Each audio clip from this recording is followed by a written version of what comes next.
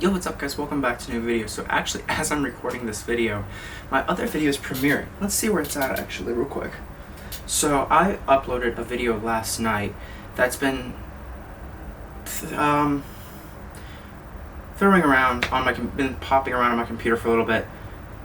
Just never actually got it edited and uploaded. So it actually has 20 minutes until the premiere actually starts. So that's fun. It's just a quick update video talking about some stuff. But I figured today I would like to talk about another problem I think as a creator I struggle with, and just as a human too. So with that being said, welcome back to the channel. My name is Jacob Estep. I'm a photographer, videographer, college student, and all sorts of other things mixed in there as well. Yeah, so links are below. Follow me on all my social medias. Go ahead and click those. Go ahead and like the video even though it's just started. Why not subscribe too? It's free and it's totally awesome. If you do, go ahead and hit that bell so you get notifications when I post a new video, and go ahead and switch that to all notifications because YouTube has made it hard. You can't just hit that bell. That's been that way for a little bit, but I just keep forgetting to mention it. So with that being said, let's get into the video.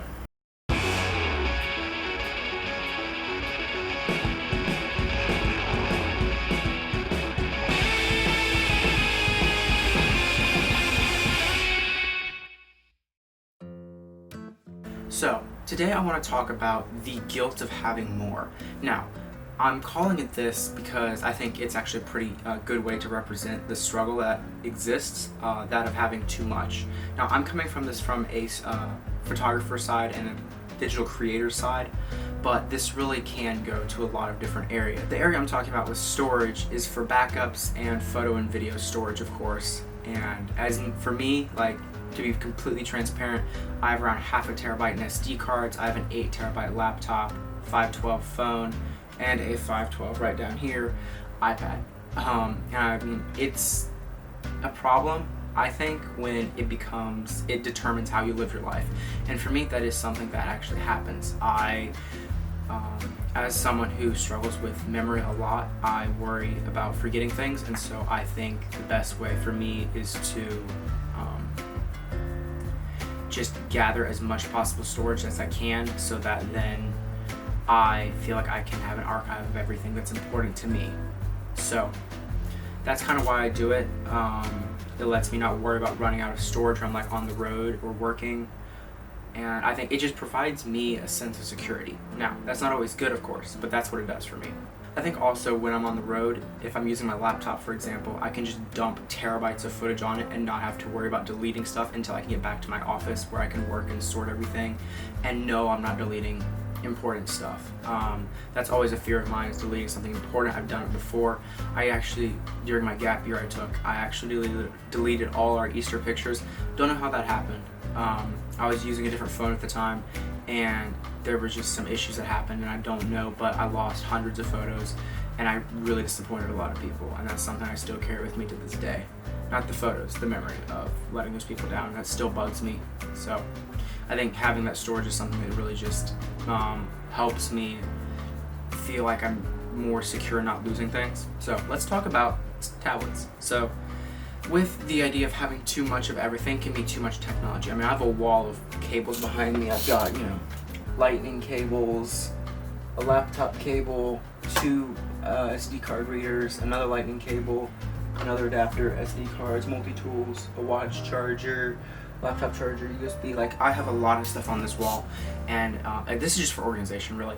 But let's get back to what I was actually talking about, the idea of tablets. Now, I've made a couple of videos talking about tablets in the past. Of course, we have here my iPad Pro 11-inch first gen. But I think for me, the idea of having too much can also just be having too much technology in general. And so for this, I'm just going to break down technology and what I use to justify having what I have. So for me, I'm gonna have some notes here, but for me, having a tablet is about having the convenience of a tablet. I'm not lugging around a 4-pound MacBook Pro. I'm not lugging around keyboards and everything. If I can do most of the stuff I want on a tablet, that's fantastic. It's lightweight, it's small, and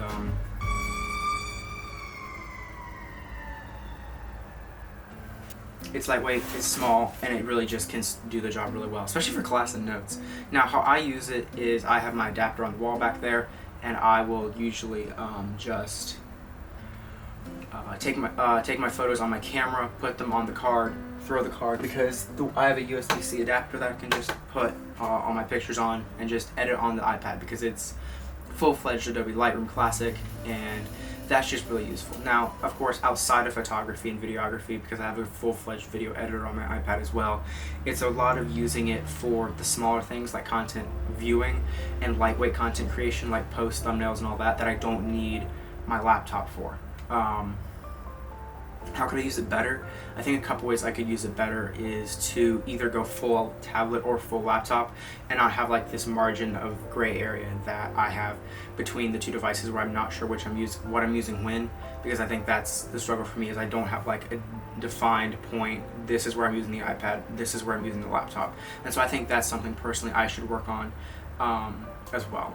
How do we justify it? Well, it's a piece of technology, it's small, I'll use it more, I'll take it with me, but not having enough storage on it, which goes back to what I said previously of having 512, we're limited to like 64, 128, 256 when we have lots and lots of files on our main devices like my computer, and then I need to worry about how do I get this back and forth. So I think having more storage on the iPad is good, because it makes it more of a viable option to use as a sole device and not using the computer as much. Let's talk about iPhones. So, iPhone, again, I have 512 gigs on my iPhone 13 Pro, and again, it's that same idea of being able to have a lot more footage, a lot more content, a lot more files, a lot more data on the phone, not have to worry about moving stuff. I can worry about editing on the phone, I can worry about posting, I can just have people give me footage and know I'm not going to run out of room on the device. And I think that's also where a big part comes, like people can give me stuff and I don't have to be like, oh, I might not have room, because I know I have hundreds of gigabytes free on said device. And so I think that's also one thing that's really helpful with that.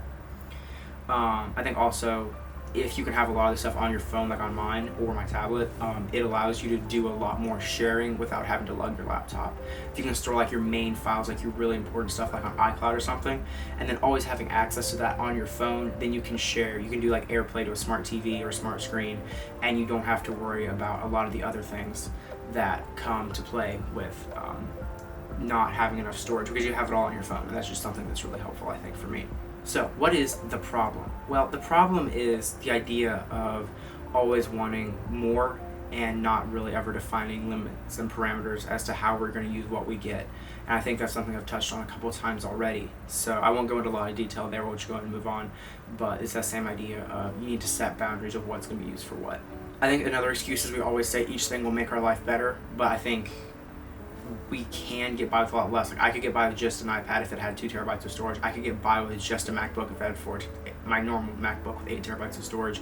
I could get by with a phone with 1 terabyte of storage if I had to. Is it ideal? No. But in a crunch time, I can get by with just those things. I think that's something we need to realize, is not worrying about always having the latest. Work with what you have. Don't always add, because a lot of times that adds a lot of complexity we don't need in our life and our technology world. So what is the solution? Well, I think it really depends on what you're doing. I think defining true goals and true parameters of what you need is really important. Like as a photographer, I need something that can edit photos, I need something that can edit video, I need something that I can take notes on for school, and I need something that I can put in an airplane to fly with when I need. Now that last one has to be an iPad. So I could stick with an iPad, or I could do that in one other device. Now, as you know, I have the laptop, the iPad, and the iPhone, but what do you need? I think that's something you need to work out and define for yourself. So maybe as a call to action for the end of this video, as I'm wrapping up, I want you to just think about what you do day to day and what you need a device for. Do you do a lot of writing? Then is a laptop better suited for you? Do you need to be mobile? Is a high-powered M1 iPad Pro better for you? What's the best for you?